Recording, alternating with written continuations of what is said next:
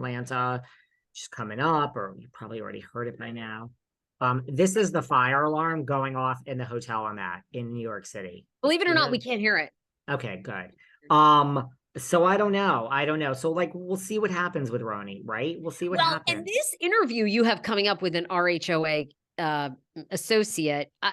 I mean, I'm not. Wait, I don't want to spoil anything. No, it doesn't matter. Spoiler. It doesn't matter. Well, it already aired now. By the time you hear this, Miss Sanya Richards-Ross, the Olympic gold medalist. Yeah, but I mean, Sanya sort of alludes to the fact that this whole Sidora divorce is fake. Like, do you think that, or not fake, but really they don't want it? Okay, now let me clarify before I texted Sarah because Sarah thinks the scandal is set up. And then I said, I don't think it's set up. I said, see, Sarah, this is how rumors get started. Okay, sorry. I said, I think that the Sidora divorce is set up. Now, Sanya never said that. Sanya said, I don't think they want it. She said like multiple times, I don't think they want it. I said, does your husband still keep in touch with Ralph? She's like, I keep in touch with Ralph. Everyone should go listen to this interview. And I said, well, if you do, what do you mean you don't? She's like, I don't think they both want it. I'm like, so if they don't want the divorce and they could say, whoops, sorry. I'm like, you and your husband could take them out to dinner. You could try to stage an intervention. Like, I don't understand. So she really didn't mean anything about it being fake. Look, I mean, Ralph was in Tampa, and I don't think they had the best marriage from where we were sitting. But like, if two people don't want it, I mean, Drew is also alleged abusive behavior by Ralph. She says serial cheater. Yeah, that's Sanya. But I asked Sanya. I said, "What about that?" She's like, "I don't want to diminish anyone's story, but I want them back together. She wants them to stay together." So I'm like, "Girl, go for it." There you go. Your third season of storyline, getting these two back together. I don't know. The more she talked, the more I was like, listen, Drew and Ralph, they're the same in that they love a camera, girl. They love a camera. You know how we talk about authenticity? Drew Sidora loves those cameras, as does Ralph. So nothing shocks me anymore. By the way, we just heard recently, God, is this my prescription? I think my Manjaro prescription is, should I just get this to see what it is? Sure. Yeah. Everyone wants to know what it's like. David speaking. Hold on. How are you? How are you? Good. Appointment for Wednesday at 10:30. Yes. Yes, I will absolutely be there Wednesday at 10:30. I really appreciate this. Thank you. Bye-bye. I'm sorry. It's my haircut in Sag Harbor. I'm sorry. It's nothing. I was going to put it on for Ozempic. Sorry. We're all over the place. Very unprofessional, guys. I'm sorry. I don't know. I wouldn't put it. That would be a turn of events. Okay. I mean, listen, we have Robin Dixon and Juan. I mean, they're accused of having a fake marriage for the show. Look, that's a mystery to me. I can't wait for RHOP to come back. I mean, I can't wait to find out what's going on there.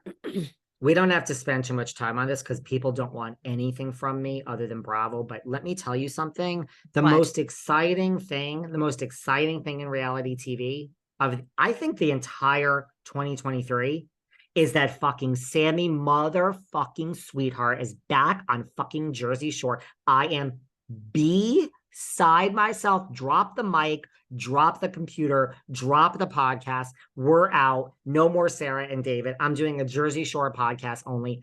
I am speechless, thrilled, happy. Biggest thing in reality TV for 2023. Sammy motherfucking sweetheart is back on Jersey Shore. I just had to share that with you. Yeah. All right. Sorry. Huge. Okay. We have a ton of topics to discuss. What would you like to discuss? Well, what did you make of this is carried on and on. Ebony K. Williams and Ayanna Van Zandt. Ayanna was a guest on Ebony's podcast. You've had Ebony on the show, and the clip that went viral, although I have not listened to the full podcast episode, I spent way too long listening to an interview of Ebony on The Breakfast Club explaining this. Yes, I listened to that. Did you?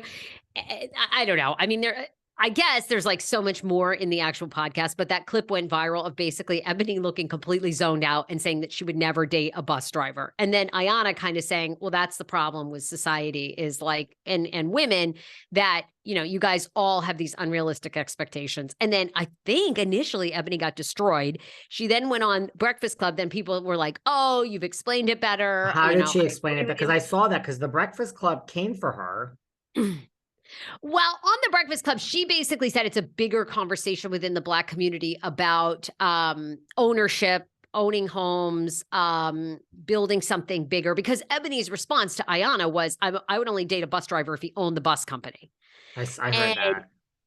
then, but I mean, the Breakfast Club, well, at least Envy kind of came for her and was like, what are you But talking about? these are the Anybody that people that buy works. your books. These are the people that listen to your podcast. Well, and I saw also that. if you do something like a military job, a bus driver job, you know, if you work for anything that has a union, you know, everybody knows after about 20 years, you're in a vested pension. So a lot of people do it for 20 something years. They already get a vested, you know, $3,000, $4,000 a month. Then they go on to do something else, you know, a whole nother career. I don't know. It was like, I kind of got bored by the end of the Breakfast Club thing because it was like back and forth and back and forth. And, you know, I think to her point, she probably was taken out of context. I guess I just have to say, like, I can't believe she was ever cast for Real Housewives of New York because she says on the Breakfast Club interview, she's like, I'm not an entertainer. And I'm like, yeah, you really aren't. Like, how did you ever get like, how did they ever think that you were, she is she a lawyer? Yeah, that's why. Yes, she is a Okay. lawyer. And then I'm going to give you all my opinions when you're done. So go on. She's a lawyer, No, girl. she just you lawyers, you have a way about you. We And do. she just is so lawyer to me. I'm like, I don't know how you ever got cast on Real Housewives of New York. I really don't. She's just very attorney. Like it's I don't know. Here's my thing. Now, Yeah, although I'm going to give you my opinion since you brought it up. Although I have voiced my own opinions here about, you know, whether I think Ramona is truly racist and that I do think there was an investigation, which I don't think happened. So I will voice my real opinions here as to what really happened with all of that. Same way I will voice my opinions about Margaret Josephs, and we're not friends anymore. Outside of the house, I'm even in the housewives world, but other than that, I mean, I am not unbiased. I am biased. I fucking love Ebony. yeah, you've said that. She is. I saw all of it. I love that she's sitting there and she's like, I don't care if you're fucking DJ Envy. You're asking me a question. I'll put you in your place, bitch. And I love the lawyerness of Ebony K. Williams. I love it. I think that I completely understand why she got cast. No one else really does. People are going to agree with you, but I mean, look, they want a certain lifestyle. She just bought an apartment. I won't say where unless she has said where on her Instagram, because you tell me I'm not supposed to reveal the general area people live in. See, I've learned something. You're not. Good. She is successful. I mean, they were looking for their first Black New York housewife. That was the casting directive. She's extremely attractive. I find her extremely pretty.